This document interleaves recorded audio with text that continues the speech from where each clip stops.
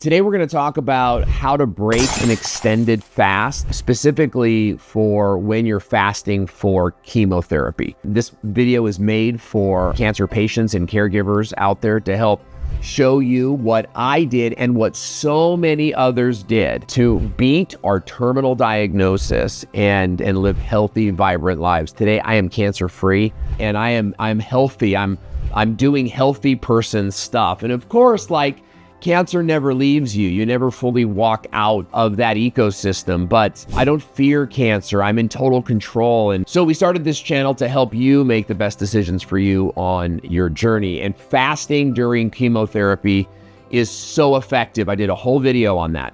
But now I want to talk about how do you refeed, right? And that's the term. You're refeeding. When it comes to intermittent fasting or one meal a day, your refeeding is not essential there.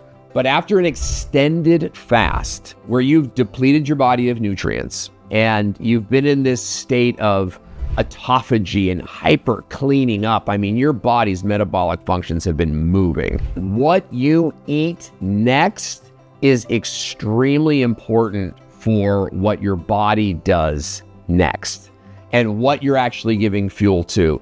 So there are a couple great resources on this topic. Dr. Mindy Pelz is an excellent resource in fasting. Dr. Eric Berg is an excellent resource in fasting, as well as so many others. But I'm going to share with you what I did. And I went to a 7-day fasting camp with Dr. Gracie's Wellness Clinic.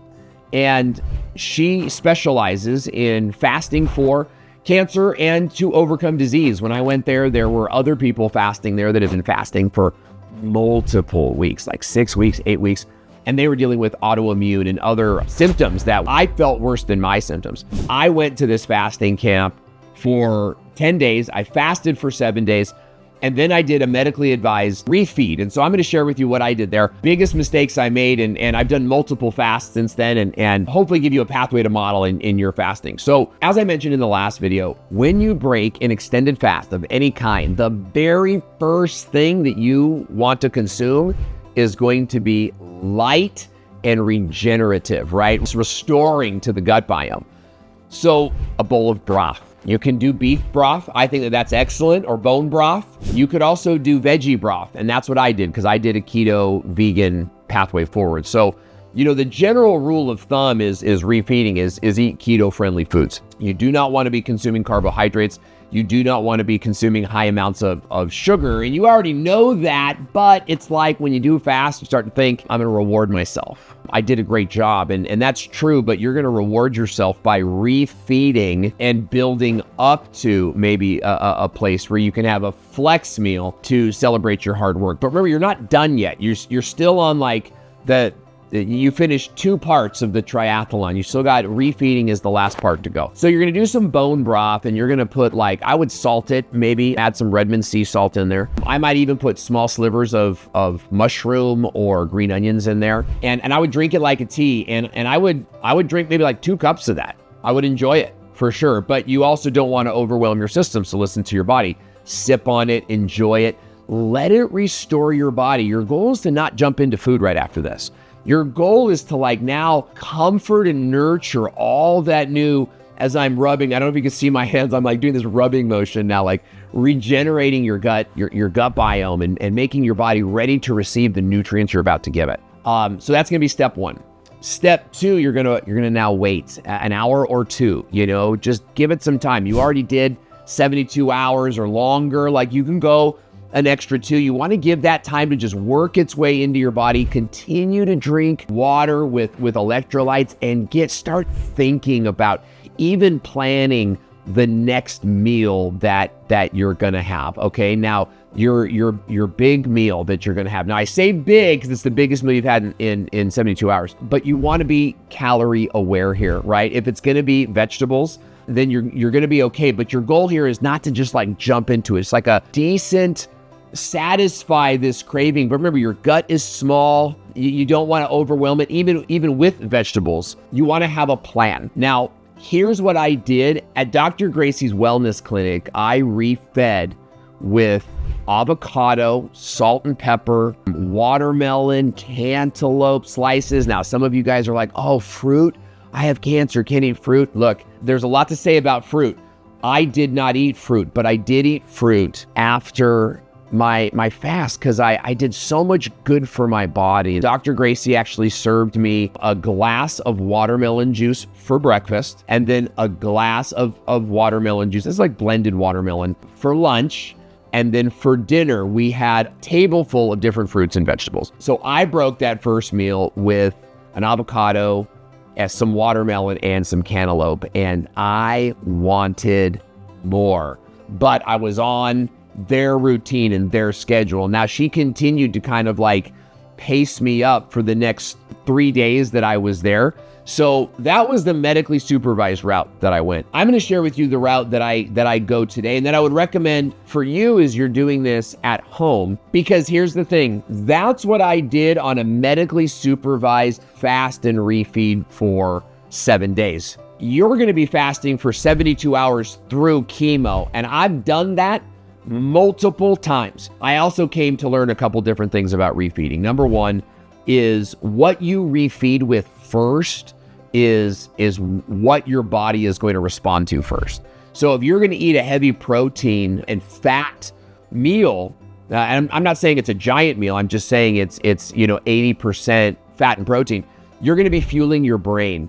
And you're going to be fueling the other cells in your body that are motivated by that type of fuel. I'm talking about healthy cells here, because right at this point, after 72 hours, your cancer cells, if any, are just hurting. They're struggling right now, right? So this is a good time to restore your ammunition and stuff before the enemy has a chance to wake up.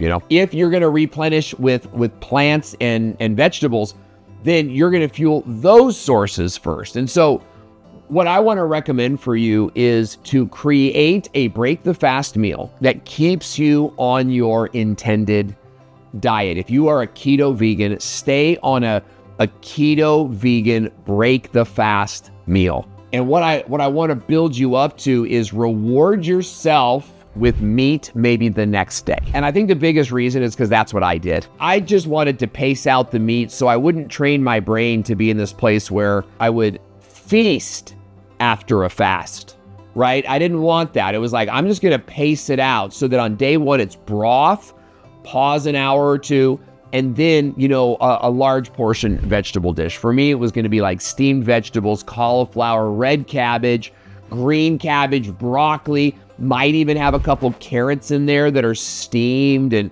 in a bowl full of I would steam them in water and then drizzle olive oil on top of them, salt and pepper, steak seasoning. Oh, super good.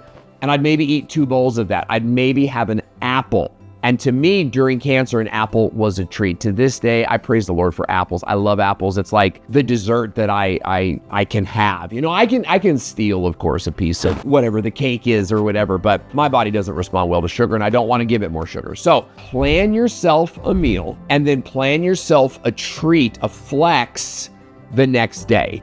It could be for breakfast. You're going to have maybe some eggs. Maybe you'll have some sausage. Oh my gosh, Owen, pork. It's like, hey man, people have been surviving on this food for millennia, and it's been sort of mischaracterized by the culture that we live in today to get you to buy boxed and bagged foods made by a corporation in a factory somewhere. Meat is good for you. On a cancer journey, you may want to be taking a break from the meat, and so you enjoy a little on these flex days after a big fast where you've sort of earned it. So it's like your broth, and then you've got your dietary bowl of choice. If you're doing keto vegan, then continue on a keto vegan diet.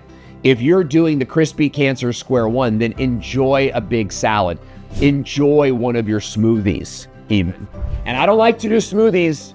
I personally don't like to do smoothies to break the fast because I feel like that can be a little too much sugar to your system. So I would, that's just my personal thing. Other people will say break it with a smoothie, but I'm going to say hang on until dinner time to do the smoothie, or maybe the smoothie becomes your treat the next day.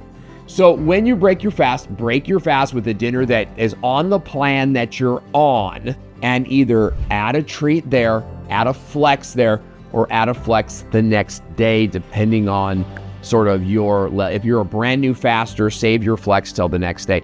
Just kick the reward down the road a little bit to build up your tolerance, because you don't want to do this thing where you fast for 3 days and then you jump into junk food, which I have done. And I say junk food, too much of the food you know you shouldn't eat. And it's like, man, it's painful and it hurts. And then you kind of undo everything that your fast just did. It's like punching your already weakened immune system, or it's like punching yourself in the gut. So I would avoid that. What else would you like to know about my journey? I want to invite you to ask any question you have in the comment section below, which is always the case, but I also want to know what you want to know, because I'm happy to make a video about it. This is what I feel God has called me to in my life, is to beat cancer by his grace and by his power, and to help you to beat it. And that's what I want to do. So I'm going to keep making videos. So tell me what kind of videos I can help you on your journey. If you're a caregiver, if you're a cancer patient, talk to us in the comment section. I have an Instagram. There's more of a messaging system there. So there's a Facebook group as well. So you can check that out. We would love to see you. And I've got a ton more videos on fasting on my channel. So check them out, and I'll see you there.